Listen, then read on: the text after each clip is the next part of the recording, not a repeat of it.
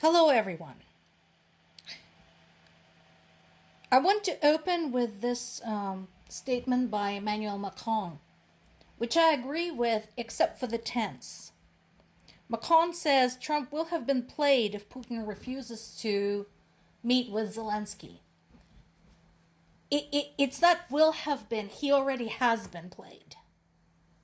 He has been played 24 hours after taking office, and 100 days after that, and 50 days after that, and 2 weeks after that, and he's still getting played. Otherwise, sound observation. As I mentioned before, and I'm not alone in it, we heard the same from world leaders, we heard the same from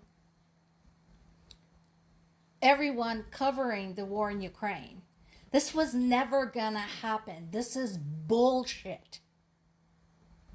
Putin doesn't want peace. He doesn't want negotiations. He doesn't want any meetings. He doesn't want any of it. He just wants Ukraine to surrender, and that is not gonna happen. And again, to everybody who says Ukraine should surrender to stop the killing, I once again want you to tell me, if somebody breaks into your house and murders your family, including your children, will you give them your house so that they wouldn't kill you?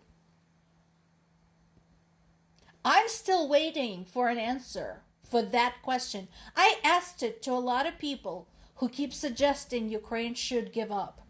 And I keep not getting an answer.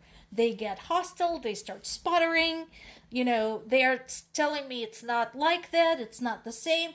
Yes, folks, I'm sorry to tell you, it's exactly like that, and it is the same. Somebody came barging into Ukraine's home, into the home of Ukrainian people, murdered a bunch of civilians, including children, including yesterday,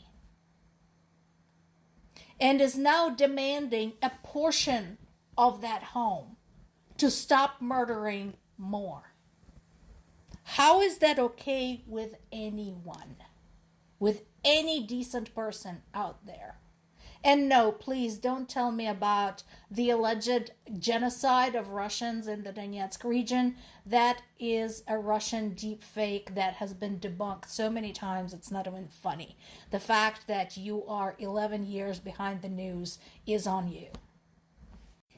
The point is this. It doesn't matter how many times Trump and Putin meet. It doesn't matter how many times they call each other on the phone. It doesn't matter how much they express each other's love for one another. Doesn't matter. The point is, even as U.S. administration operated under the delusion that something was going to shift, Russia had unleashed another devastating strike against Ukrainian civilians. And again, this is not at the front line. This is in the center of Ukrainian capital. 23 people are dead as far as we know as of right now.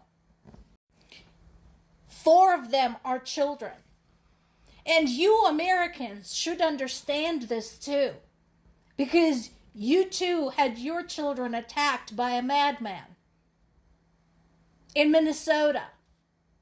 You should understand what it's like when children get murdered. And yes, I will absolutely draw that parallel, because if anybody should understand, it's us, the adults, with kids, with nieces and nephews, who live in a country that has had over 260 mass shootings this year alone, and it's only August. You should understand what it's like having innocent people killed by a nutcase. That is what's happening in Ukraine, just on a larger scale. And instead of privately purchased guns, Their neighbor is using ballistic missiles, drones, and glide bombs. But you know what? To a mother who had lost her child, it doesn't matter whether the child was killed by a bullet or by a drone.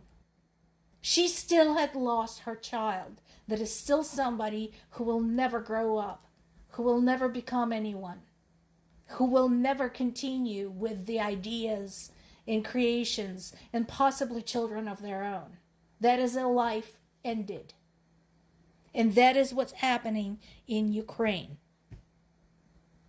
In addition, as I mentioned before, EU diplomatic mission and the nearby British Council buildings were damaged because, again, this was in the center of Kyiv, Ukraine's capital, where, of course, there's a lot of buildings by foreign countries with whom Ukraine has diplomatic relations. As far as we know, during that horrific attack, Russia had fired almost 600 drones and more than 30 ballistic and cruise missiles. And that is just one city. That is just one city.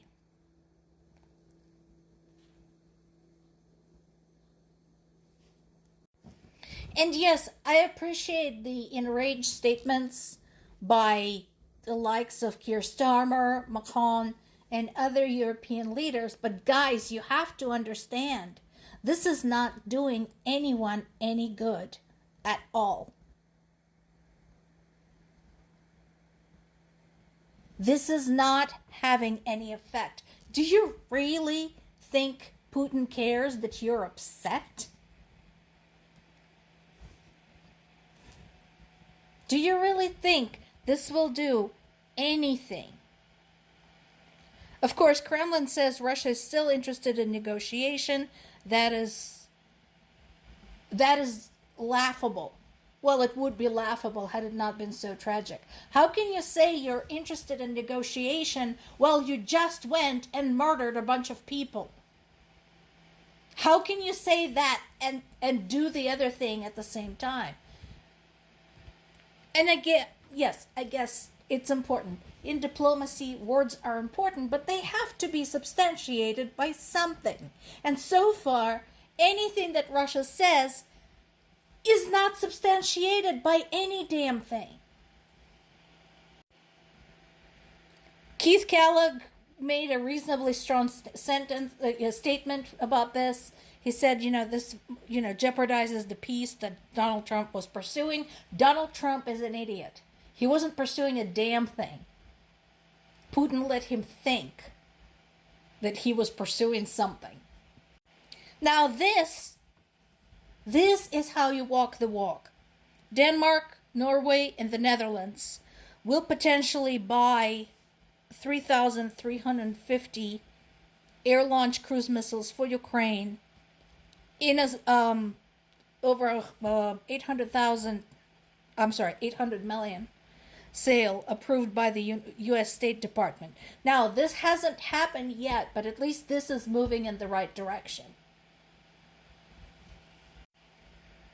And it's not just the missiles, but it's also the guidance kits, the electronic warfare defense, and so on and so forth. And again, yeah, this is very important. The approval does not mean the sale has taken place. This is still, this is still in the works. So all fingers crossed. And meanwhile, big kudos for Ukraine to continue developing its own weapons. Yeah, and guys, you're saying it's now obvious that there will be no meeting between Putin and Zelensky. That should have been obvious to you 6 months ago or a year ago. I don't know why it's taking you so long to understand this. So far, we heard the same reiterated by German Chancellor, by Italian Prime Minister. My question to all of them is, so what? What's next? More to come.